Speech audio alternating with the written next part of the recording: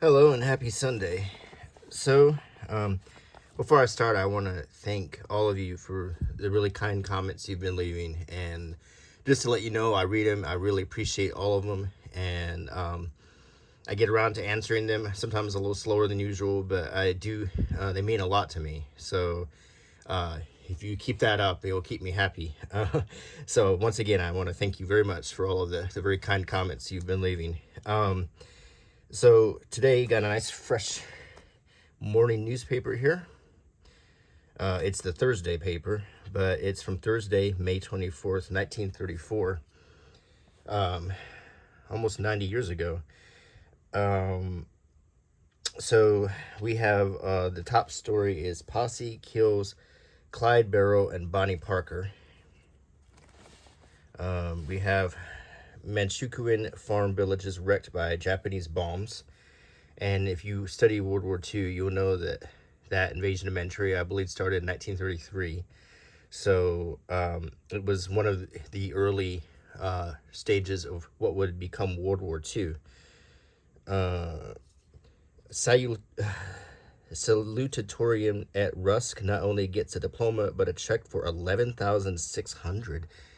That's quite a lot of money in 1934. That's an insane amount of money. Dillinger's girl and doctor aiding him get 2 years. Another woman in conspiracy also convicted, and third acquitted.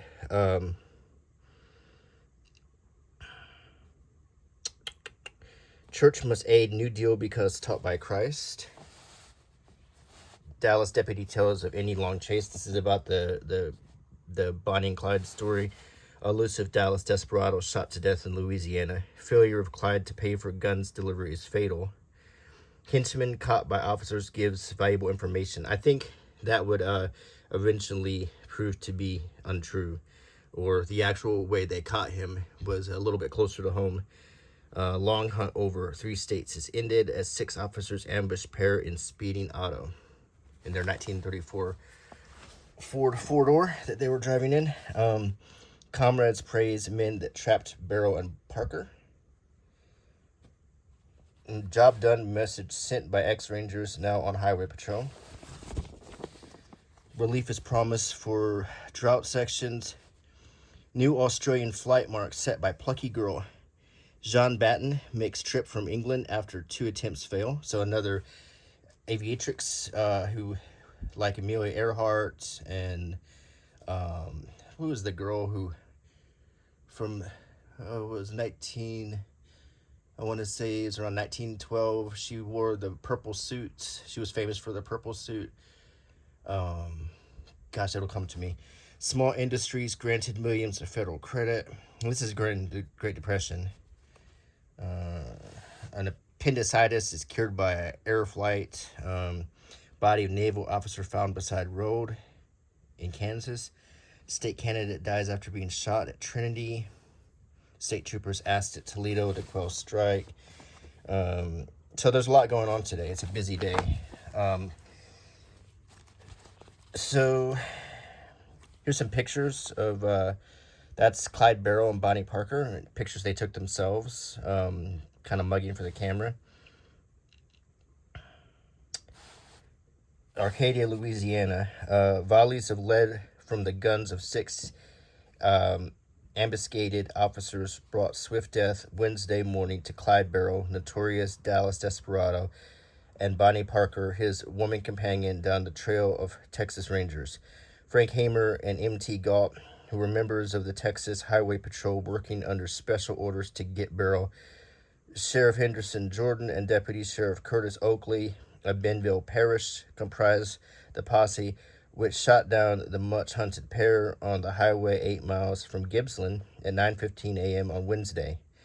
Not a shot was fired by either Barrow or Parker, but the bandit was reaching down for his gun when the officers turned loose their deadly fusillade. The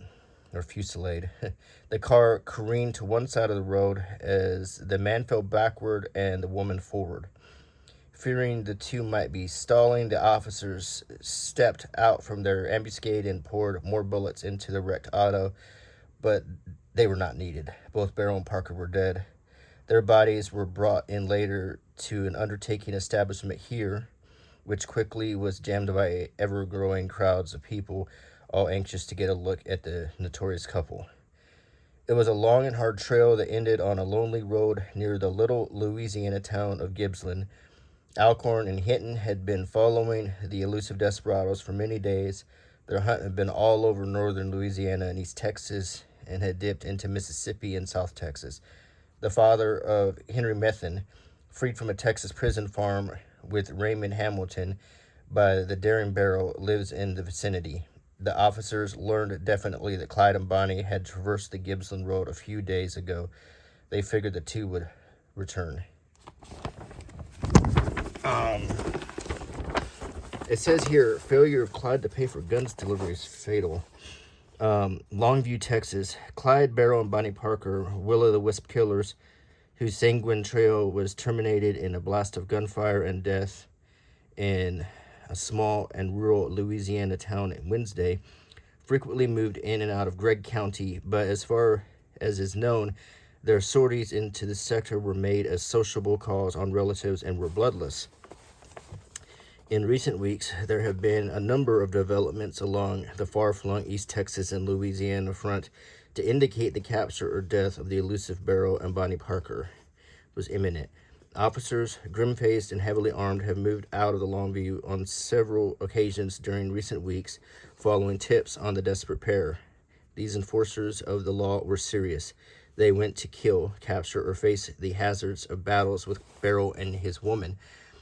A posse of officers, among them Charles Gant and Marvin Utzman, slipped quietly out of Longview Tuesday night, turning their automobiles toward Winsboro, where the Barrows had arranged for a clandestine meeting with a henchman, a man who delivered guns and ammunition to them in a stolen automobile. That trip to a Barrow rendezvous in a stolen Dallas machine proved to be the man's undoing and hardened his heart toward the outlaw pair which he previously had served as contact man and aide. The gun runner is in jail. The man's in jail here now. He gave his name as J.A. Nichols. Dallas and officers say he's facing 11 charges in Dallas. The trend of his conversation indicates he had conversation with one of the greatest rings in Dallas history. He was taken in custody early in the week by deputies Marvin Utzman and Charles Gant at a Gladewater Road cottage. When officers told him Wednesday that Barrow and Bonnie failed in their efforts to reach their guns, met the fate which they have so unrelenting, and it continues.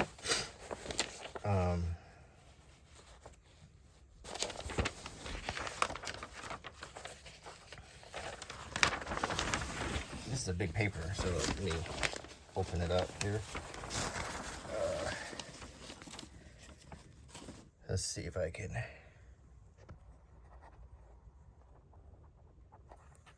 zoom out a little bit so you can see better. So you don't know a Palm Beach sun could be so different. 1850. Whenever you especially admire the smartness of some man's summer clothes, if you could see the label in his coat, it would most convincingly the sunny times you've read Palm Beach, tailored by Goodall from the genuine cloth. So this is an ad for suits. The Eyes of Texas, view life through glasses, expertly fitted by David Wertzman, the optometrist at Lens. Do cigarettes leave a bad taste? Does a heavy smoking session at night mean a bad taste in the morning? Then heat is getting the best of you. Take these precautions. Pull slightly when you light up. Smoke slowly. Don't smoke too far down. But the best way to keep smoking temperature low is to smoke the cigarette that's naturally cooler. Spud. Menthol cooled, 16% cooler to be exact. So that's an ad for Spud cigarettes. Here's a little comic. B.O. gone. This is for, please let me get up, dear. It's too warm tonight to sit in anybody's lap. And in mine especially. You didn't talk like that when we were first married, but I suppose romance never lasts. No, it doesn't. Not when people grow careless. Oh, I didn't mean to say that. Beth, careless about what? Later. Beth wouldn't explain, but perhaps this article will. Famous faults that break up marriage. Number one is B.O.? Me for Lifebuoy, quick. BO gone, happier days for both. When did we go on our vacation this summer? It'll be just like a second honeymoon. Every day is a honeymoon with you, darling. So, gosh, honey, everyone I meet lately tells me I'm looking better. That's because Lifebuoy is keeping your skin so clear and healthy and your BO down. And that's why she sits on his lap again. He was stinking really bad. Mobile gas and mobile oil. You get a free road map. The new 1934 road map of Texas, Oklahoma, Arkansas, Louisiana, and New Mexico are ready at all Magnolia stations and dealers. Drive in and ask for a set. They're free. That's not the National Rifle Association. That's the new deal. Mobile gas and mobile oil, Magnolia. Audience is dismissed when Virginia Burbank won't sing. Mrs. McDonald fails to meet fee, says fiasco kills life of bureau. Harriet Bacon McDonald's desperate efforts to save her 22-year-old concert bureau has here probably met final defeat. Tuesday night, as Virginia Burbank, California Contrada followed the custom of the season and refused to sing at City Temple when her fee and other guarantees were not forthcoming.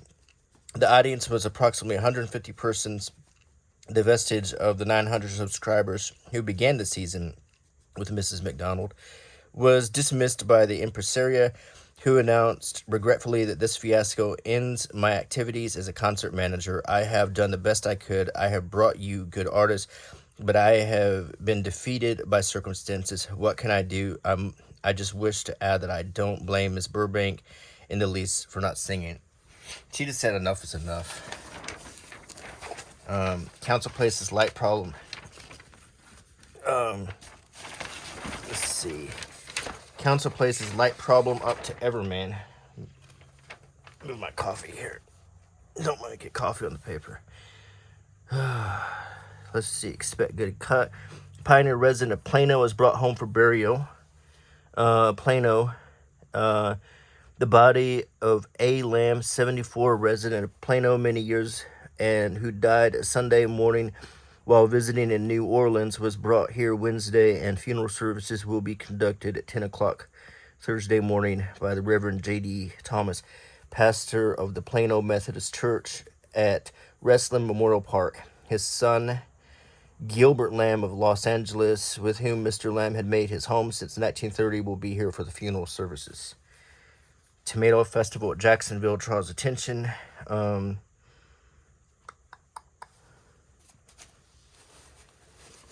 This is quite a large paper. Morning edition. Let's see. Southwestern Limited. This is a train line. Knickerbocker, Missourian, New York Central. These 3-star trains, St. Louis to New York, will carry air-conditioned cars. This is a good thing for 1934. In May. This truck can take it because it's all truck. Ford V8.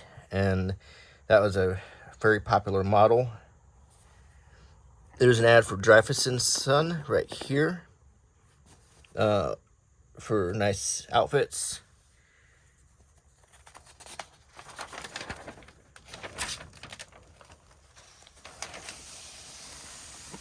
Let's get back to the story here. Sheriff Slayer will go to chair High Court rules. Rehearsing denied. Perch month Stanton killing of officer. We're back to Barrow and Parker. It runs right into the trap in Gibbsland next to Arcadia. The girl, Bonnie Parker, died with her head between her knees. She still was clutching the machine gun. Dillinger, for instance. While the law was scoring this victory in Louisiana, Evelyn Frechette, friend of the fugitive John Dillinger, and Dr. Clayton May, convicted of harboring the Indiana criminal, were sentenced in St. Paul, Minnesota to 2 years in prison and were fined $1,000. In Chicago, James Lacey and Benjamin Wolfram pleaded guilty to the attempted abduction of Emmanuel Philip Adler, Davenport, Iowa newspaper publisher. With Hamer and Hinton in the ambush near here were B.M. Galt, Highway Patrolman Bob Alcorn, Dallas County, Texas, and Louisiana officers.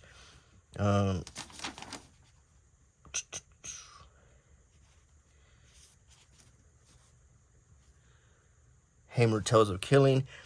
We just shot the devil out of them. Thus, Frank Hamer, former Texas Ranger Captain Wednesday, described in a copyrighted telephone interview with the St. Louis Post-Dispatch the slaying near Arcadia, Louisiana, of Clyde Barrow and his woman companion, Bonnie Parker. Sure, he said, I can tell you what happened this morning. We just shot the devil out of them. That's all. That's all there was to it. We just laid a trap for them, a steel trap, Bessemer steel, like gun barrels are made of. There were 6 of us, 2 deputy sheriffs from Dallas, a Texas State Highway Patrolman, Sheriff Henderson Jordan of Arcadia, and his deputy, Mr. Oakley, and myself. They reached too slow. We were riding beside the road, all 6 of us on one side. We didn't want any crossfire. And when they came along, we hollered at them to stop. They both reached for their guns, but they were kind of slow. Seemed like they must have had cramps or something. They were too slow. They didn't get to fire a shot. The car smashed into an embankment after we fired. Clyde was driving when we tried to stop them. Bonnie was sitting beside him. Now, don't please put in your paper that I'm with the Rangers. I'm not. I was for 27 years, but when they elected a woman governor, I quit. That was on November 1st, 1932, just before she took office. Hamer said that he had been searching for Barrow and Parker for the last 6 months. He said he had been employed by a law officer to make the search, but declined to say what agency employed him. Because there's some other tough shooting fellows I may be hired to go after. Bonnie Parker's sister, not surprised. Fort Worth. I've been expecting it to end this way, said Mrs. Billy Mace, 21, Bonnie Parker's sister, Wednesday, when she was informed by the killing of Clyde Barrow and her sister. Bonnie Parker, my officers in Louisiana. Mrs. Mace is in the Tarrant County Jail under murder charges, growing out of the slaying of a highway patrolman, Wheeler Murphy, near Grapevine on Easter Sunday, a crime for which her sister and Barrow already had been indicted. Floyd Hamilton, brother of Raymond Hamilton, who was charged with Miss Mace, is still at jail at Crockett and probably will not be brought here until the grand jury acts on the case. Yep. So we got a big old ad for Lucky Strike cigarettes right here. So round and firm and fully packed. That's why you'll find Lucky's do not dry out. They taste better. Lucky's are always kind to your throat. For every Lucky is made by the choicest of ripe, mellow Turkish and domestic tobaccos, and only the clean center leaves. They cost more and taste better. Then it's toasted for throat protection. And every Lucky is made so round, so firm, so fully packed, no loose ends. That's why Lucky's keep in condition. Why you'll find Lucky's do not dry out. An important point to every smoker. Lucky's are always kind to your throat. And if we look at the picture, we see a very attractive and healthy looking couple playing tennis, and you see a little cream of the crop tobacco logo right here. You see that? To show that they have the best tobacco.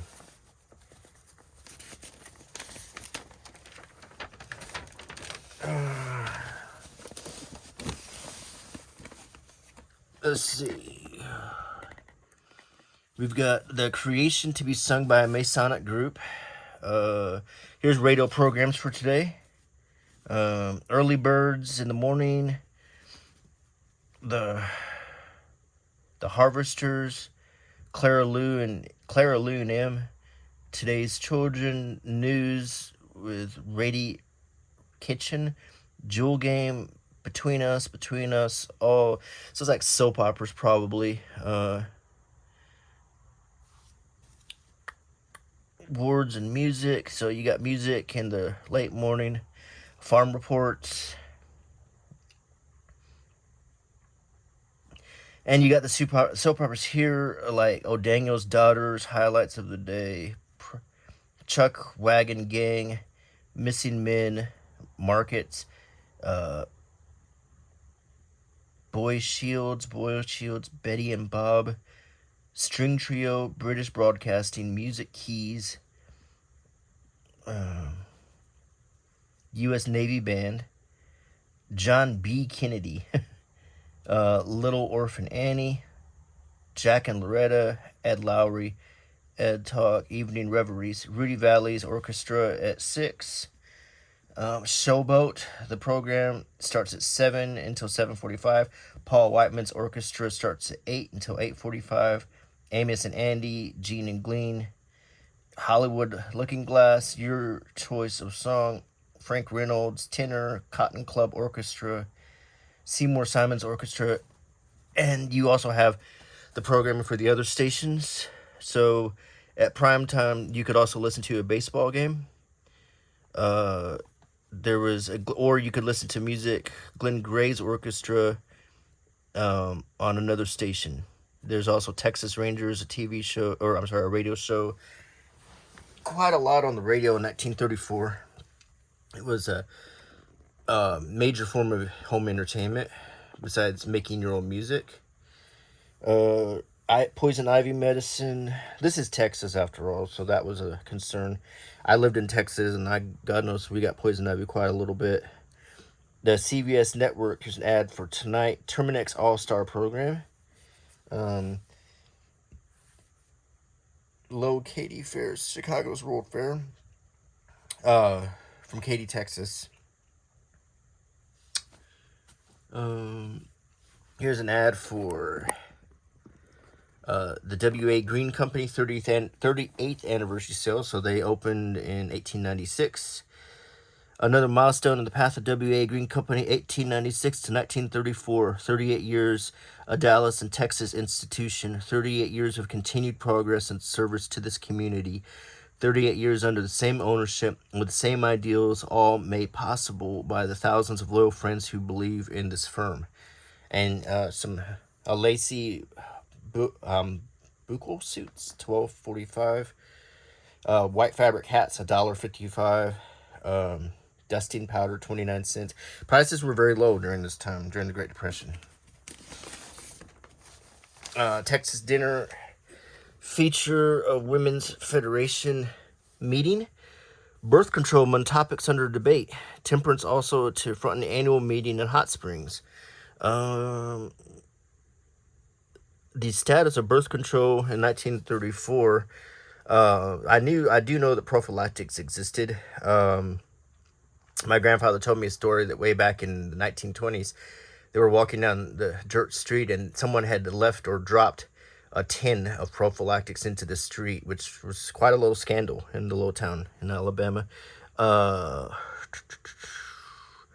So men rave about girls with auburn tresses. Helen Hayes knows, the actress. She was a young actress then. A Harrison Company. Interesting ad with the playing cards here. Sandals.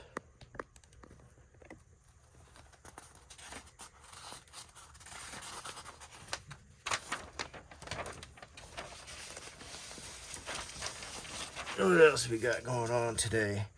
Retail grocers of Texas to meet next in Dallas. Law asked requiring outsiders to invest part of capital in state. Cherokee County scene of latest oil discovery. Oil industry's biggest problem, overproduction. And it wasn't helping anything. 1934 was one of the worst years of the Depression. In fact, it was peaking at this time. It was one of the more miserable time periods to live in this country, particularly in the south of this country, in Texas.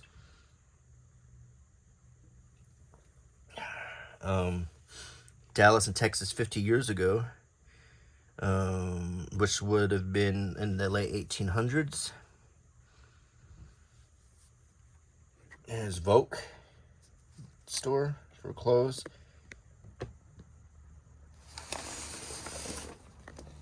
Neiman Marcus and Company. And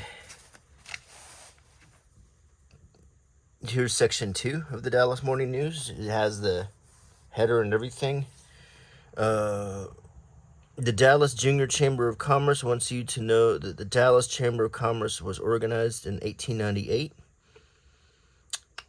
Let's see. City encouraged the retention of Weather Bureau. Garland pupils to get prizes. Garland, Texas. City contributes engineering work to canal project. Reject 6 bids for Baker Hotel because too low. And get some coffee.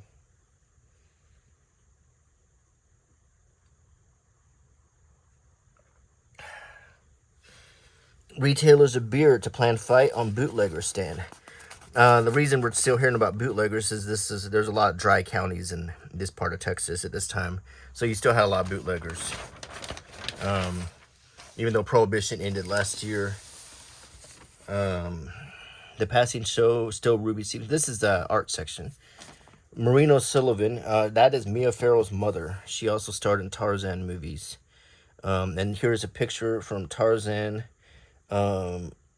Tarzan and his mate. This was a very controversial movie because it featured nude scenes with Marina Sullivan. It's still pre-code, so we don't have the MPAA code yet, or the Hayes code or whatever in full effect. But yeah, that was a very controversial scene. New Orleans girl steals way of fame. Katie Carlisle, now on screen in Vanities. I've heard that name. Music teachers make plans for summer months. Evelyn Venable, Double Door. Best horror of the year. The Double Door horror movie with Anne Revere's in it. A few actors I recognize. What's playing? Double Door, the horror movie. This Side of Heaven with Faye Bannister, Mary Carlisle. Clark Gable, Men in White with Myrna Loy. Viva Villa, with Wallace Beery, about Pancho Villa. The 1934 sensation. Melba with John Bowes, Pat Patterson, and Spencer Tracy. Bottoms Up is the name of the movie.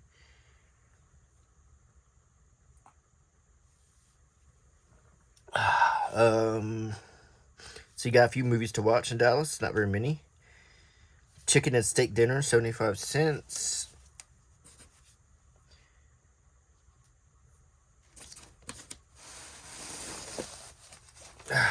After Worlds Collide, the sequel to When Worlds Collide.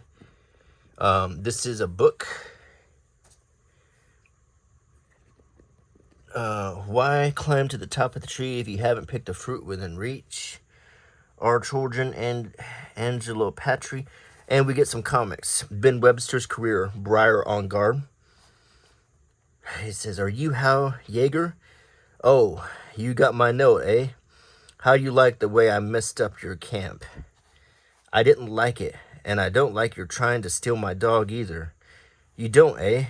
Well, that dog's too noble an animal to be associating with a gang of kidnappers, and so, you've got a pop gun, eh? Well, I'll just relieve you of that. What do you mean, kidnappers? Better not touch me, he'll attack you," and this dog's barking. "Why, Briar, you wouldn't turn on me now, would you?" And it leaves you there with that cliffhanger. Highlights of history.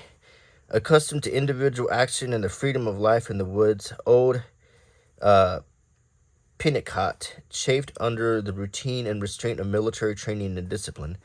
"Hayfoot, Strawfoot, hep, hep, hep.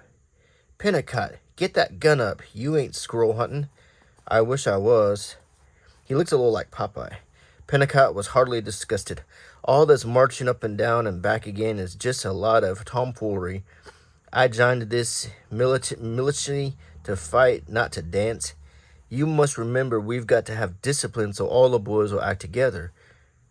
"Well, maybe, but an Injun could scalp ye 10 times while ye was waiting for the captain to say ram cartridge. You know, I fit with Washington down under old Braddock. Well, them redcoats of Braddock's had a heap of discipline, and they didn't need no ossifer to tell them when to come time to run in." So that was a little history comedy there. And then we got Joe Jinks featuring Dynamite Dunn, ready for panning. We got Mescal Ike, something new for Muley. And we got Jane Arden, like a reporter. We got Uncle Wiggily, it's a rabbit, a little story about a rabbit for kids, probably.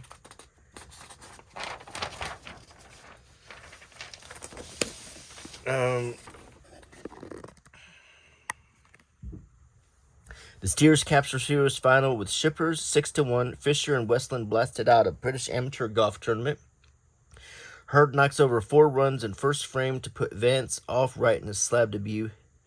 Joe Vance, who's been playing in the outfield this season, entered the box Wednesday for the first time this year and succeeded in handing the Exporters a 6-1 defeat as the Steers took their only game of the series. Vance, so this is baseball. This is a sports section. You can get a Texas League record book here for 15 cents. An ad for itchy skin ointment. Here's an ad for Coors Golden Beer. 420 bottles packed in a case. It looks very similar to how Coors looks today. The ad, the logo, and everything has not changed.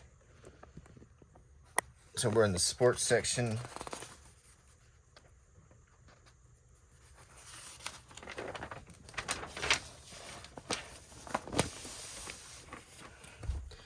Let's see. Oil code upheld. Roosevelt and inflation. Our usually aggressive president adopts a Fabian policy in the face of the onslaughts of the Silverites.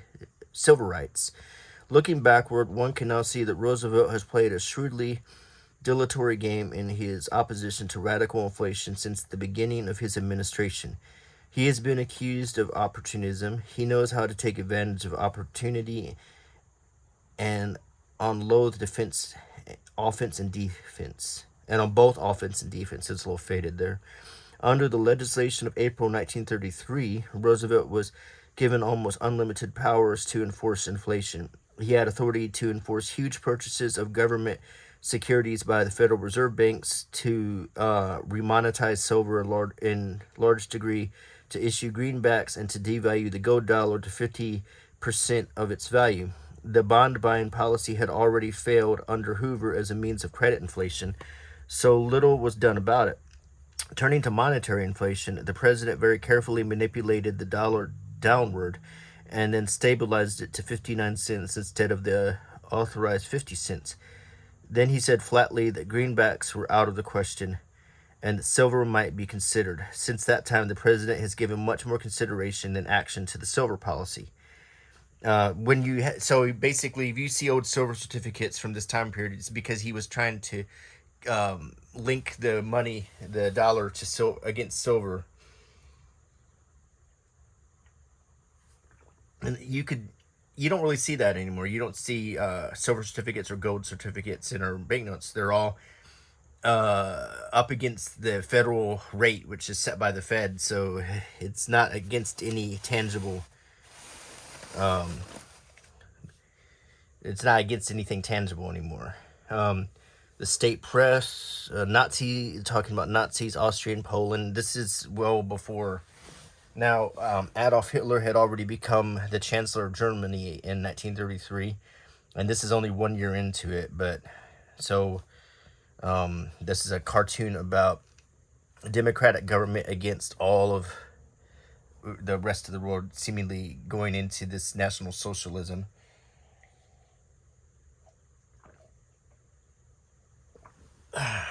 And we all know how that would turn out. Here we have the weather. No, that's not the weather. That's Texas. Carlet shipments of grapefruit by state. This is an agricultural report. Agriculture was much bigger in business than it is today, at least so many people were farmers this time. Here's the stocks, bond reports, how the weather is influencing stock prices. Bonds you could buy. I mean, right now we're in the Great Depression, so people were not really wanting to invest in a lot of things. In fact, people didn't even want to keep their money in the bank. Roosevelt had to plead with people to keep their money in the bank. We got Dan Dunn, secret operative. We got these are the classified ads.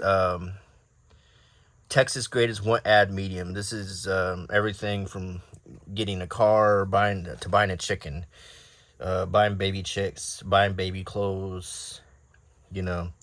So you could look at the prices of things. We had the opposite of inflation during the Great Depression, and what we had was a situation where they wanted inflation because nothing had any value anymore, because that's why you could get